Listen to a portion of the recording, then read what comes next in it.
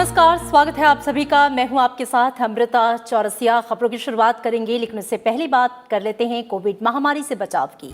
Corona महामारी के खिलाफ पूरा देश एकजुट होकर लड़ रहा है। आप भी हमारे साथ सुरक्षा और बचाव के एहतियाती उपायों का संकल्प लें। अपना मास्क अच्छी तरह से पहनें, 2 गज की दूरी का पालन करें, सुरक्षित दूरी बनाए रखें, साथ ही हाथों को बार बार धोएं।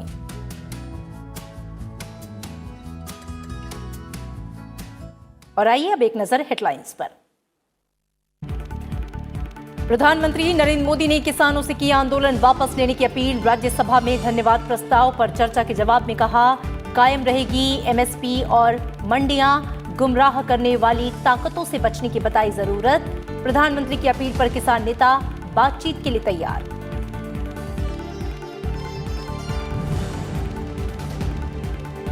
कोरोना के खिलाफ जीत को प्रधानमंत्री ने बताया देशवासियों की कामयाबी। कहा, भारत के कोविड प्रबंधन की दुनिया कर रही है तारीफ। देश में तेज गति से चलाया जा रहा है दुनिया का सबसे बड़ा टीकाकरण अभियान।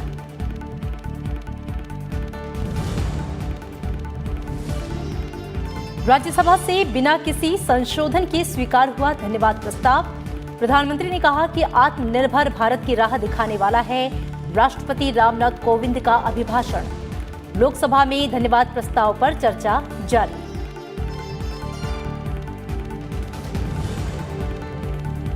जम्मू और कश्मीर पुनर्गठन संशोधन विधेयक 2021 उच्च सदन में हुआ पारित।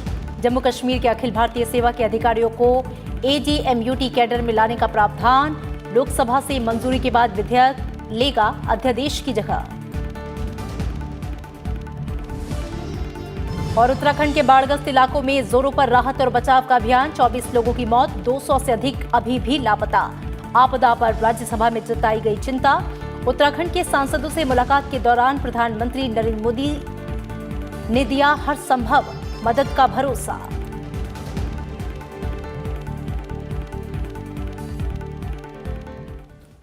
राष्ट्रपति के अभिभाषण पर धन्यवाद प्रस्ताव राज्यसभा में आज बिना किसी संशोधन के मंजूर हो गया।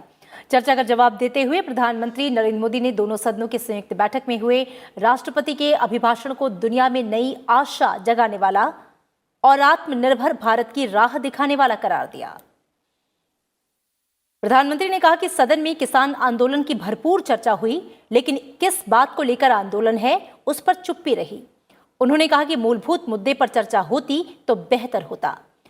प्रधानमंत्री ने एक तरफ जहां किसानों का भ्रम दूर करने की कोशिश की, वहीं सदन के माध्यम से किसानों को यह आश्वस्त किया कि एमएसपी है, थी और रहेगी। उन्होंने कहा, मंडियों को मजबूत किया जा रहा है। साथ ही उन्होंने ये भी बताया कि किसानों की आय बढ़ाने के लिए दूसरे उपायों पर भी जोर दिया जा रहा है। मैं विश्वास दिलाता हूं कि मंडियां अधिक आधुनिक बने, अधिक प्रतिस्पर्धी होगी। इस बार बजट में भी उसके लिए हमने प्रावधान किया है। इतना ही नहीं, एमएसपी है, एमएसपी था, एमएसपी रहेगा। प्रधानमंत्री ने कहा कि सभी को मिलकर कृषि क्षेत्र की समस्याएं दूर करने के लिए आंदोलनकारियों को समझाना चाहिए, ताकि देश को आगे ले जाया जा सके। उन्होंने आंदोलनकारी किसानों को बातचीत का न्योता देते हुए आंदोलन खत्म करने की अपील की। अच्छा करने के लिए अच्छे सुझावों के साथ, अच्छे सुधारों की तैयारी के साथ हम सबको आगे बढ़ना चाहिए। मैं आप सबको निमंत्रण देता हूं, आइए हम देश को आगे ले जाने के लिए, कृषि क्षेत्र की समस्याओं का समाधान करने के लिए आंदोलनकारियों को समझाते हुए हमने देश को आगे ले जाना होगा। हो सकता है कि शायद आज नहीं तो कल जो भी यहाँ होगा, किसी न किसी को ये काम करना ही पड़ेगा। आज मैंने किया है, गालियां मेरे खाते में जाने दो, लेकिन इस अच्छा करने में आप जुड़ जाओ। बुरा हो मेरे खाते में, अच्छा हो आपके खाते में, आओ मिलकर के चले। और हम लगातार आंदोलन से जुड़े लोगों से प्रार्थना करते हैं कि आप आंदोलन करना आपका हक है, लेकिन इस प्रकार से बुजुर्ग लोग वहाँ बैठे, ये ठीक नहीं है। आप उनको सबको ले जाइए, आप आंदोलन को खत्म कीजिए। आगे बढ़ने के लिए मिल बैठ करके चर्चा करेंगे, रास्ता खुले है। ये सब हमने कहा है। मैं आज भी इस सदन से माध्यम से भी निमंत्रण देता हूँ।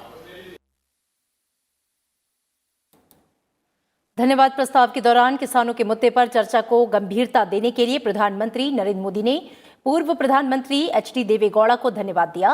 प्रधानमंत्री ने कहा कि उन्होंने सरकार के अच्छे प्रयासों की सराहना की और अपने सुझाव दिए। प्रधानमंत्री मोदी ने पूर्व प्रधानमंत्री मनमोहन सिंह का कथन भी पढ़ा, जिसमें उन्होंने कृषि से जुड़े एक बड़े बाजार की वकालत की थी। प्रधानमंत्री ने कृषि कानूनों पर किसानों को गुमराह करने वालों की भी आलोचना की। उन्होंने देशवासियों को आंदोलन जीवियों की नई जमात और नई एफडीआई से बचने की सलाह दी।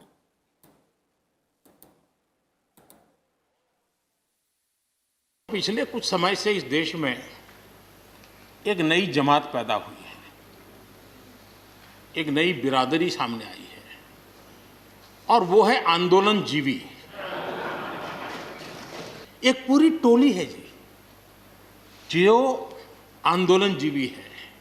वो आंदोलन के बिना जी नहीं सकते हैं और आंदोलन से जीने के लिए रास्ते खोजते रहते हैं। हमें ऐसे लोगों को पहचानना होगा कि वो जो सब जगह पे पहुंच करके और बड़ा आइडियोलॉजिकल स्टैंड दे देते हैं, गुमराह कर देते हैं, नए नए तरीके बता देते हैं। देश आंदोलन जीवी लोगों से बचे। प्रधानमंत्री ने कहा कि भारत सिर्फ दुनिया का सबसे बड़ा लोकतंत्र नहीं है, बल्कि लोकतंत्र की जननी भी है। उन्होंने कहा, भारत का राष्ट्रवाद ना तो संकीर्ण है, ना स्वार्थी, ना आक्रामक है। ये सत्यम शिवम सुंदरम के मूल्यों से प्रेरित है। हमारा लोकतंत्र किसी भी मायने में वेस्टर्न इंस्टीट्यूशन नहीं है। ये एक ह्यूमन इंस्टीट्यूशन है। भारत का राष्ट्रवाद ना तो संकीर्ण है, न स्वार्थी है और ना ही आक्रामक है। ये सत्यम शिवम सुंदरम के मूल्यों से प्रेरित है। अनकोट। दुनिया जो हमें कोई शब्द पकड़ा देती है, हम भी उसको पकड़ करके चल पड़ते हैं। दुनिया की सबसे बड़ी डेमोक्रेसी, दुनिया की सबसे बड़ी डेमोक्रेसी, दुनिया की सबसे बड़ी डेमोक्रेसी सुनते हैं, हमको भी अच्छा लगता है। हाँ यार, भारत विश्व की सबसे बड़ा लोकतंत्र। लेकिन हमने अपने युवा पीढ़ी को ये सिखाया नहीं कि भारत ये मदर ऑफ डेमोक्रेसी है, ये लोकतंत्र की जननी है। प्रधानमंत्री ने कहा कि उनकी सरकार गरीबों को समर्पित है और इस दिशा में काम जारी है, क्योंकि आगे बढ़ने के लिए गरीबी से मुक्त होना ही पड़ेगा। तो मेरे पहले भाषण में मैंने कहा था कि मेरी सरकार गरीबों को समर्पित है। मैं आज दोबारा आने के बाद भी यही बात को दोहरा रहा हूं और हम न हमारी डायरेक्शन बदली है, न हमने डाइल्यूट किया है, न डाइवर्ट किया है। उसी मिजाज के साथ हम काम कर रहे हैं, क्योंकि इस देश में आगे बढ़ने के लिए हमें गरीबी से मुक्त होना ही होगा। कोरोना काल का जिक्र करते हुए प्रधानमंत्री ने कहा कि इस दौरान भारत ने वैश्विक संबंधों में खास जगह बनाई। उन्होंने कोरोना काल में सहकारी संघवाद को मजबूत करने के लिए राज्यों को भी बधाई दी। उन्होंने कहा, आज भारत अवसरों की भूमि है और अनेक अवसर भारत का इंतजार कर रहे हैं। कि जरा पूरे विश्व पटल की तरफ देखते हैं, भारत के युवा मन को देखते हैं, तो ऐसा लगता है कि आज भारत सच्चे अर्थ में एक अवसरों की भूमि है। अनेक अवसर हमारा इंतजार कर रहे हैं और इसलिए जो देश युवा हो, जो देश उत्साह से भरा हुआ हो, जो देश अनेक सपनों को लेकर के संकल्प के साथ सिद्धि को प्राप्त करने के लिए प्रयासरत हो, वो देश इन अवसरों को कभी जाने नहीं दे सकता। राज्यसभा से आज जम्मू कश्मीर पुनर्गठन संशोधन विधेयक 2021 चर्चा के बाद पारित कर दिया गया। केंद्रीय गृह राज्य मंत्री जी किशन रेड्डी ने विधेयक पर हुई चर्चा का जवाब दिया। ये विधेयक जम्मू कश्मीर पुनर्गठन अधिनियम 2019 में संशोधन करता है। इसके जरिए जम्मू कश्मीर के अखिल भारतीय सेवा के अधिकारियों को AGMUT कैडर यानी कि अरुणाचल प्रदेश, गोवा, मिजोरम और केंद्र शासित प्रदेश कैडर में लाने का प्रावधान किया गया है। संसद की मंजूरी के बाद यह विधेयक इसी साल 7 जनवरी को जारी अध्यादेश की जगह लेगा। मैं बताना चाहता हूं, जो 70 साल में जम्मू कश्मीर विकास हुआ है, इस यूटी बनने के बाद अगर कंपेयर किए तो स्पीडी डेवलपमेंट जम्मू कश्मीर में हो रहे हैं। आज जम्मू कश्मीर में सभी पार्लियामेंट का निर्णय और सेंट्रली स्पॉन्सर्ड स्कीम्स भी इम्प्लीमेंटेशन हो रही है। इन लॉज की स्मूथ इम्प्लीमेंटेशन के लिए, स्कीम्स को अमल करने के लिए और प्रोजेक्ट्स को इफेक्टिव एग्जीक्यूशन के लिए कैडर की बेटर स्ट्रेंथ और यूटी एडमिनिस्ट्रेशन का एक्सपीरियंस रखने वाले ऑफिसर्स बहुत जरूरी है। जम्मू कश्मीर के अगमोट कैडर के मेजर के प्रपोजल से जम्मू कश्मीर यूनियन टेरिटरी में अगमोट कैडर के माध्यम से ऑल इंडिया सर्विसेज के अधिकारियों का सेवा ले सकते हैं और अधिकारियों का संख्या भी बढ़ेगा। पहले गवर्नर रूल और अब लेफ्टिनेंट गवर्नर जब से यूटी बनी, तो तब से अगर इसी कार्डर से काम चल रहा था, तो अगर आपने स्टेटहुड देनी है कुछ महीनों में, तो जब इतने साल चल रहा था उसी कार्डर से काम, तो इसको आप मर्ज करने की क्या जरूरत? मैं चाहता हूं कि जितने भी ऑफिसर जिनके जम्मू कश्मीर में भेजे जाए, बाकी स्टेटों के साथ जिनके विलय किया जाए, ताकि वहां का निर्माण, वहां का कार्य, वहां की गति, जिस गति से जिनके हमें चलना पड़ेगा, हम उस गति से चलकर जम्मू कश्मीर का नया निर्माण करवा सकते हैं। हमारे जो 61,000 डिलीवेजर थे, जब यहां धारा 370 को हटाया गया, उनको शायद ये उम्मीद थी कि नया कश्मीर में हमारा मसला भी हल हो जाएगा, लेकिन आज तक वो नहीं हुआ। I think this is just an amendment which is necessary for bringing completeness to the act, and therefore I support this particular bill. Thank you, sir. Thank you. Delhi राष्ट्रीय राजधानी राज्य क्षेत्र विधि विशेष उपबंध दूसरा संशोधन विधेयक 2021 आज उच्च सदन में पेश किया गया। आवासन और शहरी कार्य मंत्री हरदीप सिंह पुरी सदन में विधेयक उन्होंने पेश किया। इसमें दिल्ली राष्ट्रीय राजधानी क्षेत्र में अनाधिकृत विकासों के कुछ रूपों की दंडात्मक कार्रवाई से संरक्षण जारी रखने के लिए 2011 के अधिनियम की विधि मान्यता की अवधि को 31 दिसंबर 2023 तक बढ़ाने का प्रस्ताव किया गया है। राज्यसभा में आसन के खिलाफ वाईएसआरसीपी सांसद वी विजय साई रेड्डी की ओर से आपत्तिजनक टिप्पणी की कई सदस्यों ने कड़ी आलोचना की और उनके खिलाफ कार्रवाई की मांग की। सभापति एम वेंकैया नायडू ने भी वाईएसआरसीपी सांसद के व्यवहार से वो व्यथित दिखे। उन्होंने जोर देकर कहा कि आसन को निष्क्रिय बनाने का प्रयास सफल नहीं होगा। Sir, at the beginning of 0 hour, certain references were made to the chair by certain members of a certain political party. So they were highly objectionable references, and I would request you to please take note of it and take the necessary actions. This is not desirable, sir. All the as person on the chair, sir, nobody appreciated it, sir. So there should be not only be condemned, sir, some certain actions should also be taken as per the rule. But this sort of, in spite of chairman saying this is not done, continuously making allegations. The idea is to make chairman dysfunctional. And there are methods. If you don't have confidence in the chairman, I have no problem. But I will not be cowed down by this sort of efforts for making the chair dysfunctional. The day I assumed this post, even before I accepted this proposal, I have resigned from the party. And since then, I have not been going to any political programs or attending any such functions where they are affiliated to one particular part.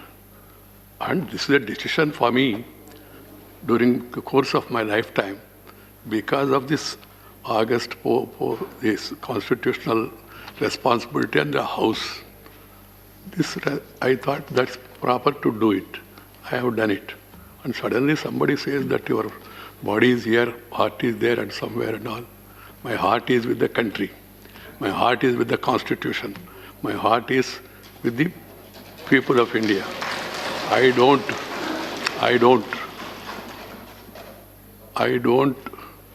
worry about this, but as a human being, normally it pains. I'm happy the leader of the opposition and the chief whip and other seniors have taken note of it. And the other leaders of the parties also disassociated with such remarks. I feel really sad. रक्षा मंत्री राजनाथ सिंह ने कहा है कि सरकार ने रक्षा के क्षेत्र के 101 उपकरणों के स्वदेशीकरण का निर्णय लिया है। इन्हें बाहर से नहीं मंगाया जाएगा। रक्षा मंत्री ने बताया कि फ्रांस से 11 राफेल विमान आ चुके हैं और इस साल मार्च तक 17 राफेल लड़ाकू विमान आ जाएंगे।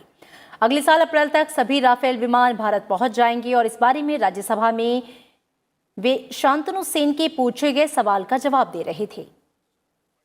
बाद में पी भट्टाचार्य के सवालों के जवाब में उन्होंने कहा कि सेना की सबसे बड़ी सफलता इस बात में है कि उन्होंने पाकिस्तान की हरकतों को सीमा तक सीमित कर दिया। राजनाथ सिंह ने यह भी कहा कि पाकिस्तानी खेमे में इस बात की खलबली है कि जम्मू कश्मीर में अमन लौट रहा है, इसलिए पाकिस्तानी सेना ने संघर्ष विराम का उल्लंघन बढ़ा दिया है।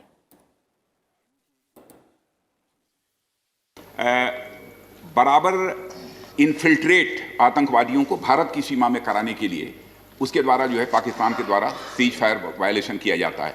कभी कभी भारत के अंदर जो आतंकवादी हैं, उनके जो आतंकवादी हैं, उनको फिर से भारत से निकालने के लिए भी सीज फायर वायलेशन का सिलसिला उनके द्वारा किया जाता है। ये बराबर उनके द्वारा यही कोशिश होती है। इधर कुछ नंबर बढ़ा भी है सीज फायर वायलेशन का। वो इसलिए बढ़ा है कि इस समय कार्रवाई कुछ ज़्यादा हो रही है। जब कभी भी कश्मीर में अमन अमान के हालात पैदा होने की स्थिति बनती है तो उस समय सीज फायर वायलेशन भी पाकिस्तान के द्वारा, सभापति महोदय, यह अधिक होता है। बस इतना ही कहना चाहता हूं कि यकीन होना चाहिए बहुत ही प्रभावी तरीके से हमारी सेना जो है सीमा के ऊपर कार्रवाई कर रही है। लोकसभा में आज राष्ट्रपति के अभिभाषण से जुड़े धन्यवाद प्रस्ताव पर आगे की चर्चा हुई। हालांकि जब सदन की कार्यवाही शाम 4 बजे शुरू हुई तो विपक्षी दल कृषि सुधार से जुड़े कानूनों को वापस लेने की मांग पर अड़े रहे और अवरोध पैदा होने की वजह से कार्यवाही शाम 5 बजे तक के लिए स्थगित करनी पड़ी। कार्यवाही दोबारा शुरू होने पर रक्षा मंत्री राजनाथ सिंह ने सभी दलों से धन्यवाद प्रस्ताव पर चर्चा को पूरा करने में सहयोग की अपील की। इसके बाद बीजेपी सांसद लॉकेट चैटर्जी ने धन्यवाद प्रस्ताव पर चर्चा को आगे बढ़ाया। इसके बाद बीजेपी सांसद डॉक्टर वीरेंद्र कुमार ने धन्यवाद प्रस्ताव का समर्थन किया। धन्यवाद प्रस्ताव पर चर्चा के दौरान प्रधानमंत्री नरेंद्र मोदी सदन में मौजूद थे। धन्यवाद प्रस्ताव पर अन्य सदस्यों ने अपनी बात रखी। सदन में चर्चा जारी है। देखिए, मैं चाहूंगा कि जितना लोग समय चाहते हैं समय दें, लोग बोलें, अपनी बात को खुलकर सदन के सामने रखें। एग्रीकल्चर बिल पर बोलना चाहते हैं, एग्रीकल्चर बिल पर बोलें, इसमें कोई आपत्ति नहीं। लेकिन जो हमारी एक स्वस्थ परंपरा है उसको कायम रखें हम सभी लोग मिलकर, यह मैं अनुरोध करना चाहता हूं। इसलिए राष्ट्रपति जी के अभिभाषण पर जो धन्यवाद प्रस्ताव पेश किया जा रहा है उस पर चर्चा होनी चाहिए। वैक्सीनेशन प्रोग्राम को देखते मुझे शुरुआत का वो दिन याद आता है जब कोरोना शुरू हुआ था। तब मास्क, पीपी किट बनाने वाला ऐसा कुछ भी नहीं था, लेकिन मोदी जी ने उस समय नारा उठाया था, आपदा को अवसर में बदल लेना प्रेरणा दिया था और आत्मनिर्भर अभियान का नारा उठाया था। सिर्फ 2 ही महीनों में हमारे records PP kits, masks, ventilators, laboratories बना के देशवासियों को कोरोना के खिलाफ लड़ने के लिए ताकत दी। प्रधानमंत्री श्रम योगी मानधन योजना के माध्यम से छोटा काम करने वाले जैसे जूता सिलने वाले, प्रेस करने वाले, खेतीहार मजदूर, गाड़ी चलाने वाले, ईंट भट्टा मजदूर, मिट्टी के दीपक खिलौने बनाने वाले, अगरबत्ती बनाने वाले और ऐसे जो छोटे छोटे मजदूर हैं, उन सबको जो है ना पेंशन देने का अभूतपूर्व काम किया गया। कि संभाल जाओ, ये बीजेपी वालों किसानों के खिलाफ जंग मत छेड़ो। किसान हमारा भाग्य विधाता है, किसान हमारा अन्नदाता है। अगर किसान ना होते तो हम, आप, तुम, कोई ये सदन में आने का मौका नहीं मिलते। This is the 72nd day wherein our farmers are suffering and undergoing picketing and just praying before the mighty government of India to see that all the draconian laws, all the 3 laws should be withdrawn immediately forthwith without any delay, sir. मध्यस्थता और सुलह संशोधन विधेयक 2021 से जुड़ी बारीकियों के बारे में सांसदों को जानकारी देने के लिए संसद भवन परिसर में आज एक अहम बैठक हुई। बैठक में राज्यसभा और लोकसभा के कई सांसदों ने हिस्सा लिया और विधेयक में किए गए प्रावधानों के बारे में जाना। संसद सदस्यों ने कानून मंत्रालय के अधिकारियों के साथ विधेयक से जुड़े कई पहलुओं पर व्यापक चर्चा की। बीजेपी सांसद सुशील कुमार मोदी ने कहा कि इस विधेयक के पारित होने के बाद से व्यावसायिक गतिविधियों से जुड़े मुकदमों में कमी आएगी और आर्बिट्रेशन पहले से बेहतर तरीके से काम कर पाएगा। ये जो आर्बिट्रेशन एंड कॉन्सिलेशन ऑर्डिनेंस को जो एक्ट में बदला जा रहा है, इसके बारे में जो जानकारियां दी गई वो बहुत ही उपयोगी थी, ताकि सदस्य जो बेहतर तरीके से इस पर अपनी बात रख सकें। और मुख्य रूप से जो आर्बिट्रेशन है, जो आपसी वाणिज्यिक विवाद होते हैं, जो कॉमर्शियल विवाद होते हैं, वो लोग आर्बिट्रेटर के पास जाते हैं और आर्बिट्रेशन के माध्यम से उसका निष्पादन होता है। मध्यस्थता और सुलह संशोधन विधेयक 2021 पिछले हफ्ते गुरुवार को लोकसभा में पेश किया गया था। अभी इस विधेयक पर सदन में चर्चा होना बाकी है। लोकसभा से मंजूरी के बाद ये विधेयक राज्यसभा में पेश किया जाएगा। संसद से मंजूरी के बाद ये विधेयक पिछले साल नवंबर में जारी हुए अध्यादेश की जगह लेगा। इस विधेयक में संस्थागत मध्यस्थता को बढ़ावा देने में उत्पन्न कठिनाइयों को दूर करने और भारत को अंतर्राष्ट्रीय वाणिज्यिक मध्यस्थता के केंद्र के रूप में बढ़ावा देने की बात कही गई है। उत्तराखंड के चमोली जिले में ग्लेशियर के टूटने से भारी तबाही हुई है। तपोवन में एनटीपीसी और ऋषि गंगा का पूरा प्रोजेक्ट बर्बाद हो चुका है। पूरी नदी मलबे में तब्दील हो गई है और मलबा धीरे धीरे बह रहा है। उत्तराखंड पुलिस के मुताबिक अब तक 24 शव मिल चुके हैं, जबकि अभी भी 200 से ज्यादा लोग लापता हैं। लापता लोगों की तलाश की जा रही है। राज्य के पुलिस महानिदेशक इस क्षेत्र में कैंप कर रहे हैं। हादसे के बाद से तपोवन में टनल से मलबा हटाने का काम जो है वो लगातार जारी है। टनल के अंदर पहुंचकर रास्ता खोलने का प्रयास किया जा रहा है। मलबे में फंसे लोगों का पता लगाने के लिए स्निफर डॉग्स को भी लगाया गया है। जिला प्रशासन, राष्ट्रीय और राज्य आपदा मोचन बल, सशस्त्र सीमा बल, आईटीबीपी और रक्षा बल की टीमें बचाव और राहत कार्यों में लगी हैं। हादसे की वजह से कई गांवों की कनेक्टिविटी टूट गई है। प्रभावित क्षेत्रों में हेलीकॉप्टर से राशन के पैकेट और अन्य आवश्यक वस्तु की आपूर्ति की जा रही है। उत्तराखंड त्रासदी पर आज राज्यसभा में भी चिंता जताई गई। सभापति एम वेंकैया नायडू ने उत्तराखंड के मुख्यमंत्री त्रिवेंद्र सिंह रावत से फोन पर बात कर आपदा प्रबंधन के बारे में जानकारी ली। The entire house and for that matter country is really concerned. It feels sad of what is happened in Uttarakhand.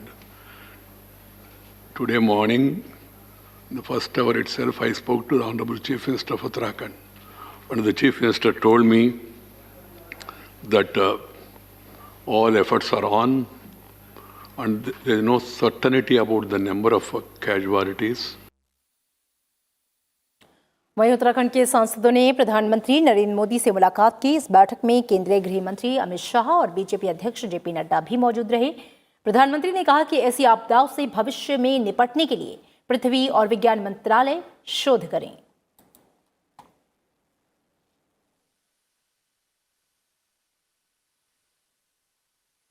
कृषि कानूनों के खिलाफ आंदोलन करने वाले किसान यूनियन ने सरकार से अगले दौर की वार्ता के लिए तारीख तय करने के लिए कहा है।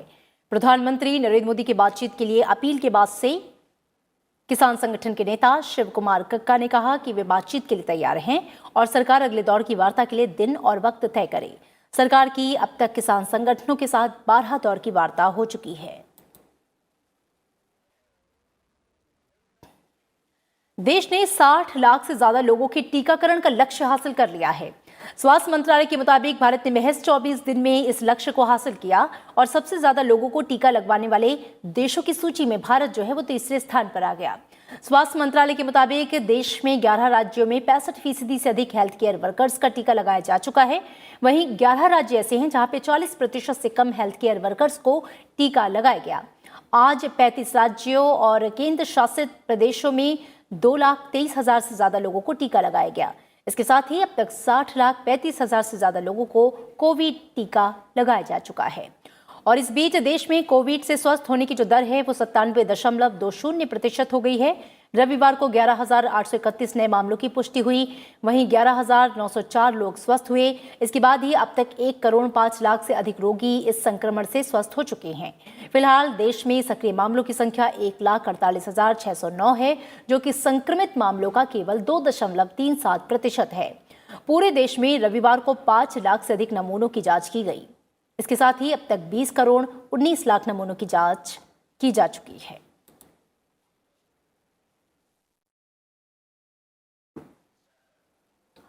राजस्थान के बीकानेर स्थित महाजन फील्ड फायरिंग में रेंज में आज से भारतीय और अमेरिकी सेना का साझा युद्ध अभ्यास शुरू हुआ। युद्ध अभ्यास 21 फरवरी तक चलेगा।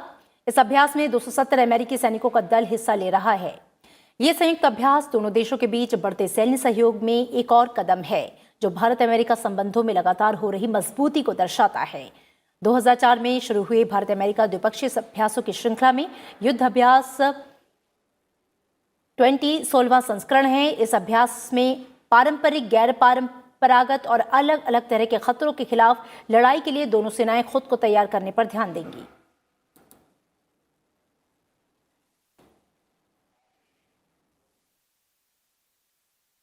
और खबरों में फिलहाल इतना ही। आगे देखिए हमारा खास कार्यक्रम देश देशांतर।